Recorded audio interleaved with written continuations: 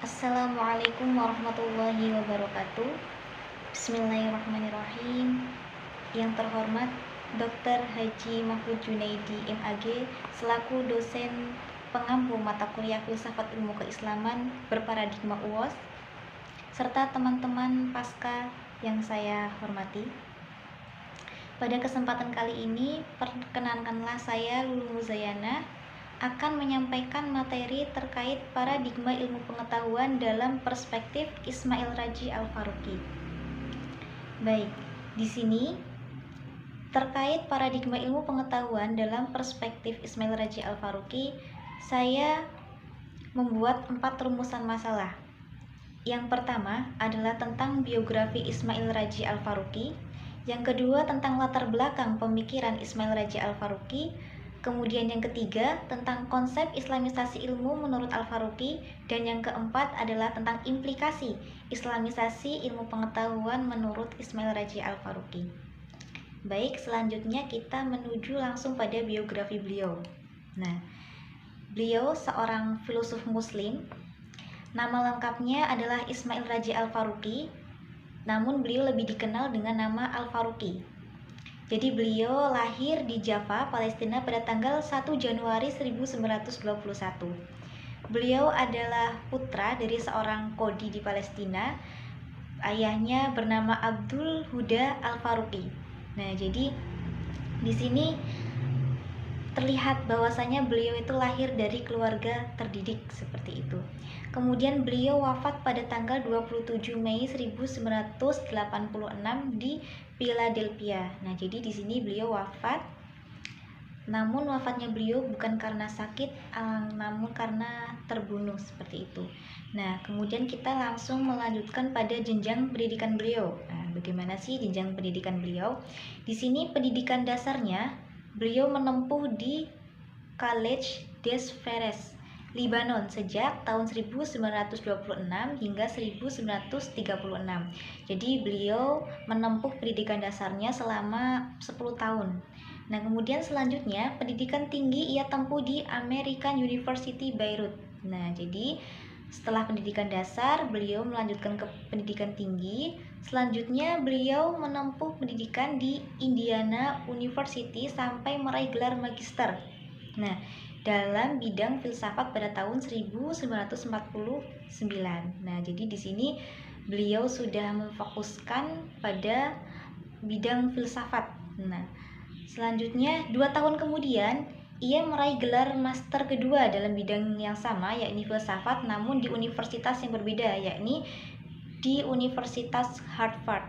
Nah, jadi beliau mendapatkan 2 master dalam 1 bidang studi, namun di dalam 2 universitas.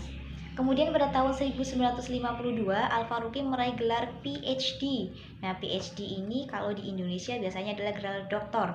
Nah, dari Universitas Indiana dengan disertasi berjudul On Justifying the God, Metaphysics and Epistemology of Value. Nah, itulah merupakan karya disertasi beliau.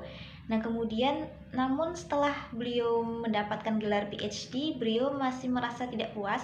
Kemudian beliau melanjutkan kembali studinya ke Mesir untuk lebih mendalami ilmu-ilmu keislaman di Universitas Al-Azhar, Kairo selama 4 tahun. Jadi melihat dari jenjang pendidikan beliau sudah tidak diragukan lagi bagaimana kualitas keilmuan beliau, baik dari jenjang pendidikan dasar, tinggi, hingga mencapai magister dalam bidang filsafat, tidak hanya 1 melainkan 2, kemudian PhD, dan kemudian beliau juga masih melanjutkan kembali pendidikannya di Al-Azhar seperti itu. Nah, kemudian tentang jenjang karir beliau, pada tahun 1941 setelah meraih gelar Bachelor of Art BA, ia bekerja sebagai pegawai pemerintah PNS. Nah, jadi setelah beliau menyelesaikan pendidikan tingginya, beliau langsung menjadi pegawai PNS Palestina di bawah mandat Inggris seperti itu. Kemudian 4 tahun kemudian, karena kepemimpinannya yang menonjol, Al-Faruqi diangkat sebagai gubernur di Provinsi Galilea, Palestina pada usia 24 tahun. Nah, jadi jenjang karir beliau sangat bagus seperti itu karena memang kepemimpinannya yang menonjol. Jadi beliau langsung diangkat sebagai gubernur di Galilea. Namun ini hanya tidak berjalan lama karena pada saat itu Palestina itu jatuh pada tangan Israel, sehingga Al-Faruqi itu disebut sebagai gubernur terakhir yang terlahir di Palestina seperti itu. Kemudian pada tahun 1959 sampai 1961 Al-Faruqi mulai berkiprah di dunia kampus dengan mengajar di Universitas McGill, Montreal, Kanada. Ya. McGill seperti itu. Nah, di Kanada. Kemudian pada tahun 1962 Al-Faruqi itu pindah ke Karachi, Pakistan untuk ikut terlibat dalam kegiatan Central Institute for Islamic Research.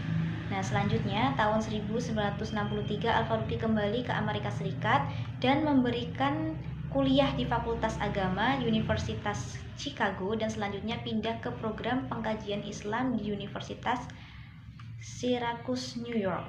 Nah, selanjutnya pada tahun 1968 ia pindah ke Universitas Temple Philadelphia sebagai guru besar dan mendirikan pusat kajian Islam di institut tersebut. Nah, disinilah beliau mengabdikan dirinya hingga akhir hayatnya yakni tanggal 27 Mei 1986 di Philadelphia. Jadi beliau setelah menempuh jenjang pendidikan hingga ke Al-Azhar, kemudian terakhir beliau menjadi seorang guru besar di Universitas Temple Philadelphia hingga akhir hayatnya seperti itu. Baik, selanjutnya terkait karya-karya Ismail Raji Al-Faruqi. Nah, jadi di sini beliau termasuk filosof yang sangat produktif karena apa? Di sini tercatat tidak kurang dari 100 artikel dan 25 judul buku yang mencakup berbagai persoalan, baik dari tentang etika, seni, sosiologi, kebudayaan, metafisik, dan politik. Nah, jadi karya-karyanya beliau itu sangat beraneka macam dan tentunya banyak. Nah, di sini tertulis 100 artikel dan 25 judul buku seperti itu. Nah, salah satu contohnya diantaranya itu adalah ada usul as-sunniyah fi ad-din atau asul as-sunniyah fi ad-din ay-yahudi.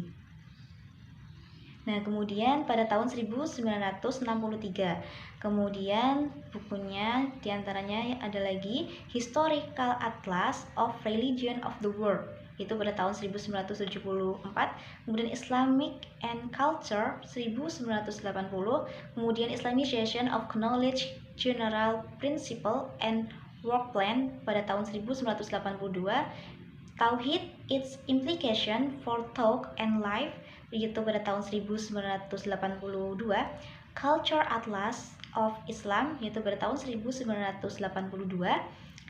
Christian Ethic, kemudian ada Trialogue of Abraham Faid, dan terakhir adalah Atlas of Islamic Culture and Civilization. Nah, itulah merupakan beberapa contoh dari karya-karya Ismail Raji Al-Faruqi. Begitu. Nah, kemudian di sini selanjutnya kita ke rumusan yang kedua, yaitu terkait latar belakang pemikiran Ismail Raji Al-Faruqi. Baik, jadi di sini memang saya sudah memfokuskan bahwasanya pada pembahasan paradigma pemikiran Ismail Raji Al-Faruqi adalah tentang islamisasi ilmu pengetahuan seperti itu. Jadi di sini apa sih yang melatar belakangi adanya pemikiran beliau tentang islamisasi ilmu pengetahuan? Nah, jadi di sini ada 3 hal yang melatar belakangi. Yang pertama adalah adanya krisis pemikiran atau malaisme yang melanda umat Islam. Nah, di sini ternyata adanya krisis pemikiran. Jadi Ismail Raji Al-Faruqi itu ingin mengubah karena adanya malaisme atau krisis pemikiran tersebut itu merupakan sumber berbagai krisis yang dialami umat Islam. Jadi dulu itu umat Islam menjadi umat yang terendah di antara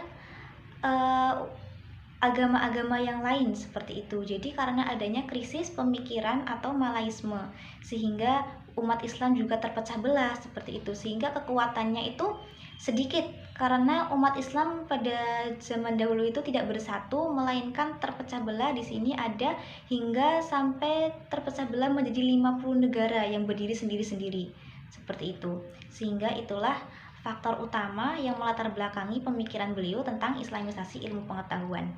Selanjutnya yang kedua adalah sistem pendidikan umat Islam yang dualistik. Nah, di sini dualistik ini maksudnya apa? Membedakan antara ilmu dunia atau ilmu umum dengan ilmu agama seperti ini. Jadi umat Islam itu mengikuti modernisasi barat, namun umat Islam seperti merasa kehilangan visi misi yang jelas dan komitmen pada standar mutu umat Islam sendiri seperti itu, sehingga ini menurunkan umat Islam sendiri. Kemudian yang ketiga adalah latar pendidikan dan pengalaman pengajaran Al-Faruqi yang juga memiliki andil dalam mewarnai gagasan pemikiran islamisasinya. Ya, jadi di sini karena latar belakang beliau, pendidikan beliau yang sudah saya sampaikan tadi, nah itulah yang melatar belakangi Ismail Raji Al-Faruqi untuk mempunyai pandangan tentang islamisasi ilmu pengetahuan seperti itu.